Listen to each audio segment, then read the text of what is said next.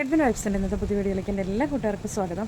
അപ്പോൾ ഇന്ന് കുറച്ച് തെളിവൊക്കെ ഉണ്ട് കേട്ടോ. അപ്പോൾ ഞാനിവിടെ കുറച്ച് ഇന്ന് ഇത്തിരി പണിയൊക്കെ ഇവിടെ കുറച്ചതാണ്ടോ. ഇത് നമ്മൾ ഓൾറെഡി കവറിക്കൂടെ നട്ട ഇഞ്ചിയുണ്ട്. പിന്നെ ഇതെന്ന് വെച്ചാൽ ഈ കൂടത്തിൽ കുറച്ച് ഇഞ്ചിയുണ്ട്, മഞ്ഞൾ നിൽക്കുന്നുണ്ട്. മഞ്ഞളെന്ന് വെച്ചാൽ ഞാൻ കഴിഞ്ഞ പ്രാവശ്യം പറിച്ചായിരുന്നു നമ്മുടെ മഞ്ഞൾ പൊടി ഉണ്ടാക്കാൻ വേണ്ടി. അപ്പോൾ അതിൻ്റെ കാലാമഞ്ഞളായിട്ട് കിടക്കണേ കേട്ടോ. അപ്പോൾ കഴിഞ്ഞ ദിവസം അതിൽ വളം ഇട്ട് കൊടുത്തിട്ടുണ്ടായിരുന്നു. അപ്പോൾ മണ്ണിട്ടില്ല. അപ്പോൾ അതിനും കൂടെ അങ്ങ് മണ്ണിട്ട് കൊടുക്കുവാണെങ്കിൽ നന്നായിട്ട് കയറിപ്പോരുമല്ലോ. ഇച്ചിരി ചവറും കൂടെ വെച്ച് കൊടുത്തിട്ട് മണ്ണും കൂടെ ഇടാമെന്ന് വെച്ചു.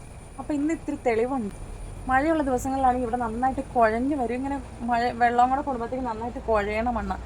അപ്പോൾ ഇപ്പം തെളിവുള്ളപ്പോൾ ചെയ്യാൻ നല്ല അത്യാവശ്യം വീട്ടിൽ വേണ്ട സാധനങ്ങൾ നമ്മൾ തന്നെ ഉണ്ടാക്കിയെടുക്കുവാണെങ്കിൽ കടയിൽ നിന്ന് വാങ്ങിക്കേണ്ട കാര്യമൊന്നുമില്ലല്ലോ. മഞ്ഞളാണെങ്കിൽ മഞ്ഞപ്പൊടിയൊക്കെ നമ്മൾ തന്നെ ഫ്രഷായിട്ട് ഉണ്ടാക്കിയെടുക്കുകയാണെങ്കിൽ അതിന് ഗുണവും കൂടുതലുണ്ട്. അപ്പോൾ അതിന് വേണ്ടിയാണ്. അപ്പോൾ ഇതിനിടയ്ക്ക് ഒരു കാര്യം പറയട്ടെ, നമ്മുടെ ചാനൽ ആദ്യമായിട്ട് കാണുന്ന കൂട്ടുകാരുണ്ടെങ്കിൽ ഒന്ന് സബ്സ്ക്രൈബ് ചെയ്ത് സപ്പോർട്ട് ചെയ്യണം കേട്ടോ.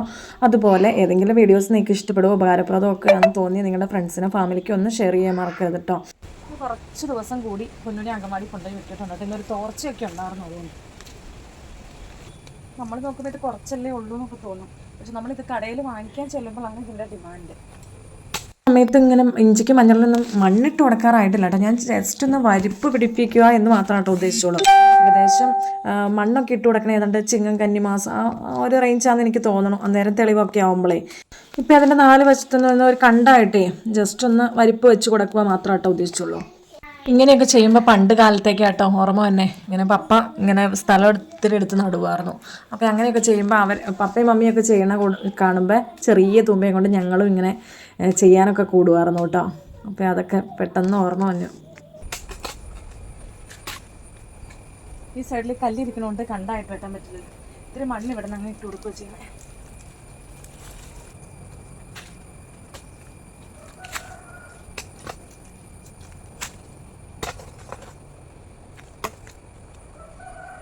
ഇഞ്ചിക്ക് നല്ല വെയിലുള്ള സ്ഥലമാണ് കേട്ടോ.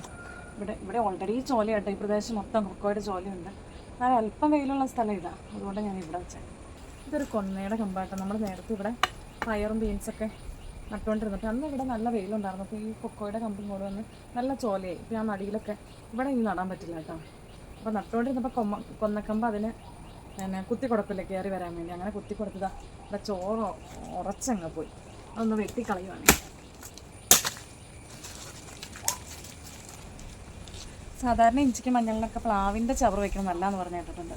കൊന്നയുടെയും കുഴപ്പമില്ല കേട്ടോ. പക്ഷെ പ്ലാവിൻ്റെ ചവറില്ല. അതുകൊണ്ട് കിട്ടിയ ചവറ് ഞാൻ വെക്കുക. അതിൽ നിന്ന് വെട്ടിയെടുത്ത് കുറച്ച് ചവറാണ്.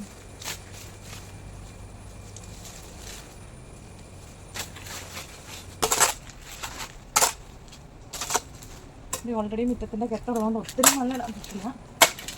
ഉള്ളതങ്ങ് ചെറുത് കൊരിട്ട് കൊടുക്കുക.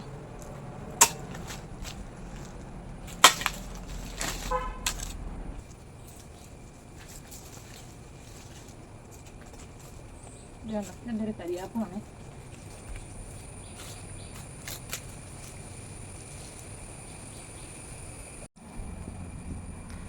ചവറും വെച്ച് മണ്ണും ഇട്ട് പുല്ലൊക്കെ പറിച്ച് ഏകദേശം എന്താ ഇങ്ങനെ ഒന്ന് ആക്കിയെടുത്തിട്ടുണ്ട്. അപ്പോൾ ഇനി അത് ഞാൻ ഓൾറെഡി വളം ഇട്ടേക്കണേ ആയിരുന്നു. അപ്പോൾ ഇനി ഇത് കയറി പോകുന്നുള്ളൂ കേട്ടോ. നമ്മുടെ വീട്ടാവശ്യത്തിനുള്ള നമ്മുടെ അടുക്കളത്തോട്ടത്തിൽ ഉണ്ടാക്കിയെടുക്കാൻ പറ്റുവാണെങ്കിൽ അപ്പോൾ അതിലൊരു സന്തോഷം അല്ലേ.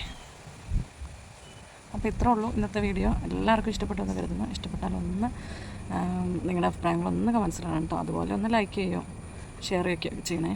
അപ്പോൾ എല്ലാവർക്കും ബൈ ബൈ.